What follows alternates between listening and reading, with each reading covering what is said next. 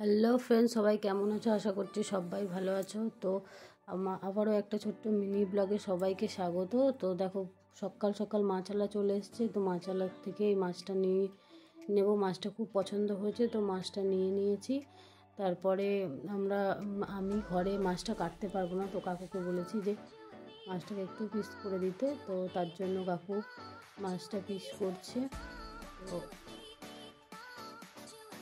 মাছটা সত্যি খুব টাটকা ছিল, তো মাছটা পিস করার জন্য বলেছি। তো প্রথমে কাকু একটু ছোটো ছোটো করে পিস করছিল, কিন্তু বললাম যে ছোটো ছোটো পিস করলে দেখতে ভালো হয় না, তো তার জন্য একটু বড় বড় পিস করতে।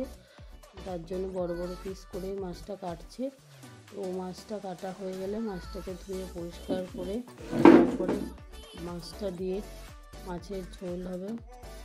শোল মাছ দিয়ে আলু দিয়ে পাতলা ঝোল রান্না হবে। দেখো, মাছ এখানে কাটা হয়ে গেছে। তো মাছগুলোকে ধুয়ে পরিষ্কার করে নেব।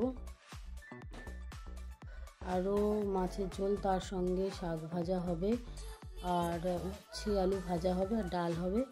তো দেখো, এখানে শোল মাছটা আগে রেডি করা হয়ে গেছে। তো শোল মাছটা আলু দিয়ে এরকম ঝোল রান্না করা হয়েছিল।